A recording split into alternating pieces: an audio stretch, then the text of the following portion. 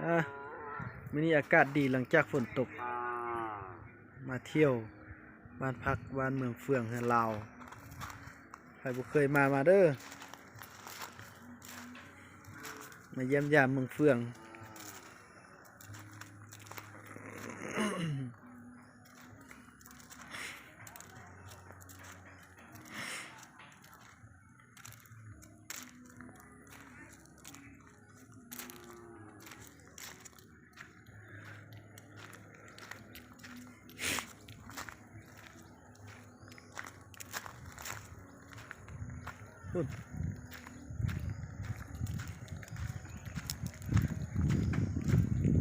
มาสิมาเลาะแต่สวย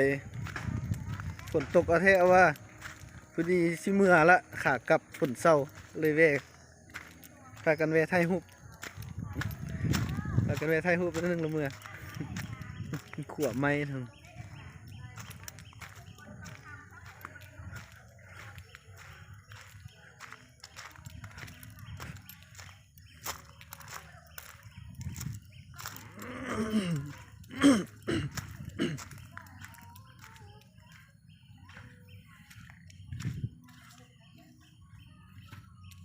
ถ่ายอยู่นี่เฮ้ยดู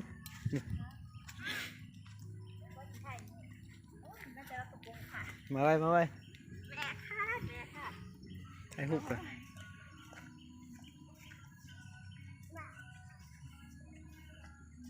อันนี้นั่งนั่งไปนั่งซะมึงอ่ะ1 2 3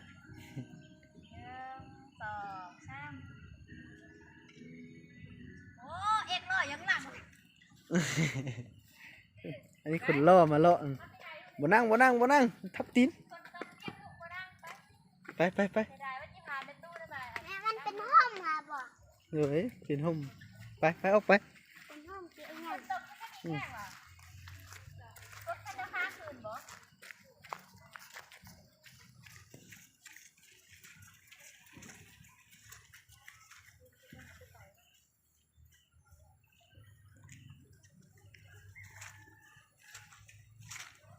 นี่หมกไม้เด้อนี่เด้อหมกไม้จะกิน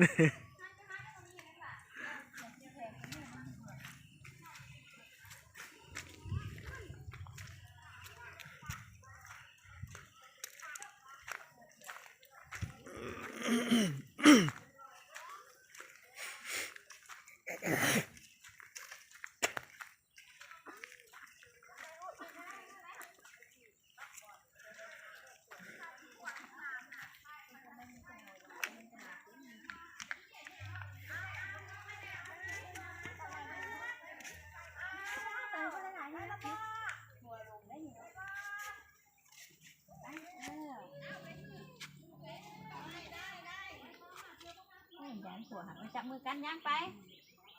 ยันขวหักเอาจับมือกันไปสบายดีไม่ตู้ดิลูกสบายดีได้ไหมนอนหลานคอยดูทรายอยู่เงินค่ะนะมีแต่ตดเฮิกทำน้อยจับเอาลูกเด้อตบกัวซะคนมาเที่ยวหลายคน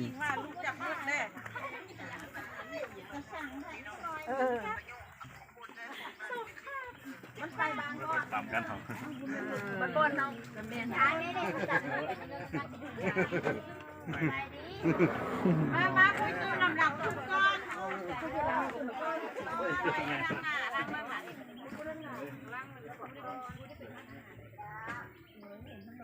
ก็อันนี้ไรเพียงชุดบ้านเงินย่านี่ได้เห็นงามๆแล้ว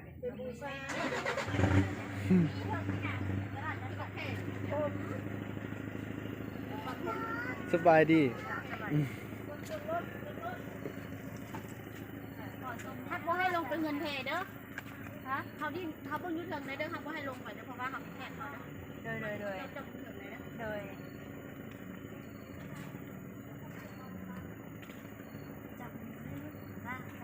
ไต่ขวา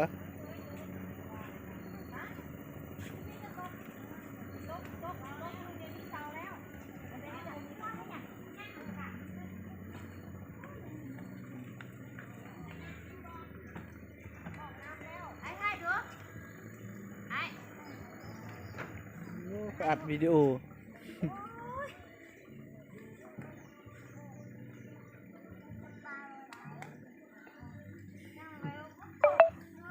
เอาโทรศัพท์มาที่ไทยครับ ไปนั่งเริ่มมาให้มึงดูมาเรื่อยๆไปมายังมา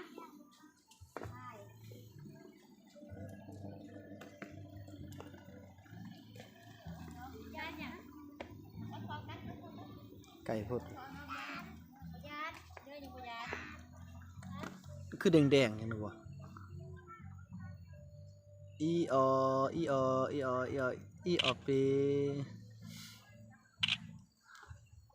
ว่าแม่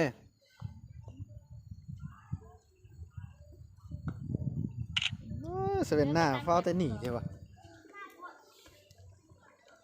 บ่งามมาทางนี้ลองเหลี่ยวมาทางนี้มึงดูทางลองท้ายมาทางนี้ดู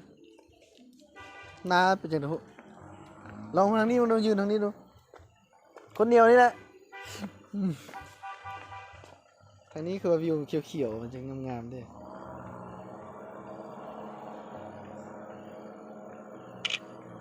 หันหน้าให้พุ่นดูไม่อยากเห็นหน้านะเอาเอาละเก็บเอาแล้วหน่อยดิ โอ้อันนี้ยังบัวใช่ไหม ยาดเสร็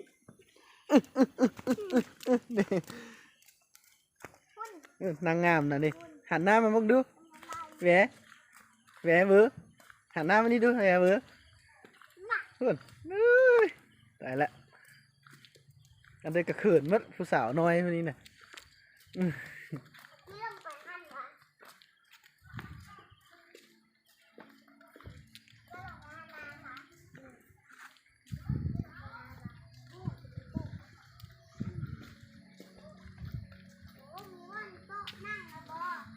ไปเด้อไปเด้อ ผู้ใดอู้น่ะมีอันนั่งอีก ลงกับบุลงดอกฝนตกดูสิ นี่จะลงท่านี่น่ะ ลงไหมฝนไปลง โอ้ยนี่น่ะบ่ไปหันน่ะ งานเพ เอาค่อยพาลูกนี้บ่ลงมาเด้อลูกเด้อ เนื้อสิตก เนาๆๆบ่ลงมาถ่ายให้เห็นบ่ดีนะเอ้า บอกไปตะเนื้อ แม่เอ้า หน้าไทยเราไป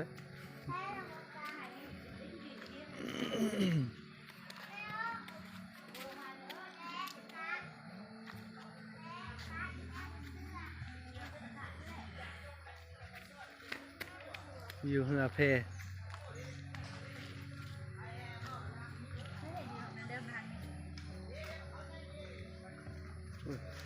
นางตั้งใจไทยหูประเทศว่าคุณยับลงไปจากไซเอายับลงไป ก็ให้สระแล้วบ่เออมีเหืออีกมีเหือฝนตกแล้วน้ำก็งามดีเว้ยธรรมชาติก็เขียวดีเว้ย